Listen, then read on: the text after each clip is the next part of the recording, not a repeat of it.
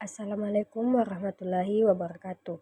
Perkenalkan, nama saya Nurfadilah dengan NIM 2102045010004 dari kelas Pendidikan Teknik Elektro 01 Fakultas Teknik Universitas Negeri Makassar. Pada kesempatan kali ini, saya akan memaparkan materi dengan judul Underground Power Transmission atau transmisi bawah tanah dan Gas Insulate Transmission Line atau transmisi dengan isolasi gas. Baiklah, langsung saja. Yang pertama ada pengertian. Underground Power Transmission atau transmisi bawah tanah adalah metode penyaluran energi listrik melalui kabel yang terletak di bawah permukaan tanah. Teknologi ini umumnya digunakan di area perkotaan atau di daerah yang membutuhkan estetika yang lebih baik. Kabel bawah tanah biasanya terdiri dari beberapa lapisan, termasuk lapisan isolasi dan perlindungan untuk melindungi kabel dari kerusakan mekanis dan lingkungan. Sedangkan gas insulate transmission line atau transmisi dengan isolasi gas adalah metode transmisi energi listrik yang menggunakan gas sebagai bahan isolasi dalam kabel transmisi.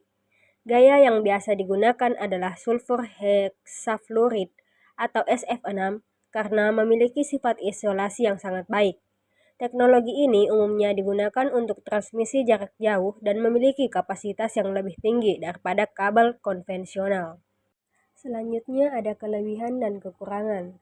Yang pertama, underground power transmission atau transmisi bawah tanah yang memiliki kelebihan dengan estetika, keamanan, tidak terpengaruh cuaca, dan memiliki kinerja yang lebih baik.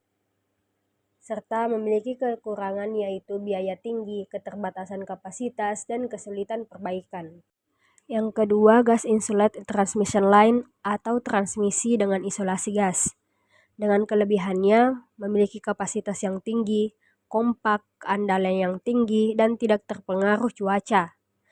Dan memiliki kekurangan yaitu biaya yang tinggi, kesulitan perbaikan, serta dampak negatif pada lingkungan jika tidak dikelola dengan baik. Selanjutnya yaitu kinerja dari underground power transmission. Yang pertama, kapasitasnya. Kapasitas terbatas oleh ukuran kabel dan karakteristik isolasi. Biasanya memiliki kapasitas yang lebih rendah dibandingkan dengan transmisi udara atau transmisi dengan isolasi gas. Yang kedua, keandalan. Lebih andal karena tidak terpengaruh oleh cuaca atau gangguan eksternal lainnya. Tidak rentan terhadap kerusakan oleh angin, badai, atau tindakan vandalisme. Dan biaya instalasi dan perawatan cenderung lebih tinggi karena memerlukan pekerjaan penggalian dan perlindungan tambahan. Selanjutnya yaitu kinerja insulate transmission line. Kapasitas. Memiliki kapasitas yang lebih tinggi karena menggunakan teknologi isolasi gas yang efisien, cocok untuk transmisi dengan kapasitas tinggi atau jarak jauh. Keandalan. Juga memiliki keandalan yang tinggi karena tahan terhadap gangguan eksternal dan memiliki umur pakai yang panjang. Serta biaya instalasi dan pemeliharaan relatif tinggi karena menggunakan teknologi isolasi gas yang canggih, namun biasanya lebih murah daripada transmisi bawah tanah karena tidak memerlukan pekerjaan penggalian yang rumit. Baiklah, berikutnya perbandingan kinerja dari kedua teknologi tersebut. Dalam hal kapasitas, transmisi dengan isolasi gas memiliki keunggulan karena mampu mentransmisikan daya dengan kapasitas yang lebih tinggi.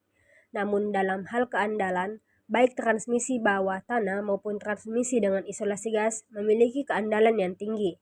Sedangkan dari segi biaya, transmisi dengan isolasi gas biasanya lebih murah daripada transmisi bawah tanah. Selanjutnya, dampak underground power transmission terhadap lingkungan. Yang pertama, dampak positif.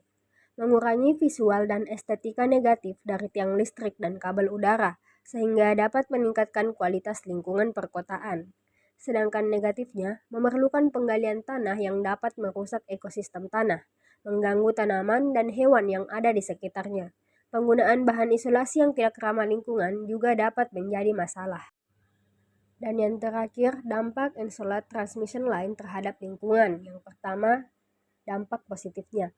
Memiliki jejak tanah yang lebih kecil karena menggunakan pipa isolasi yang kompak, sehingga dapat mengurangi dampak terhadap tanah dan ekosistem di sekitarnya. Juga dapat mengurangi risiko kebakaran karena bahan isolasi gas yang tidak mudah terbakar.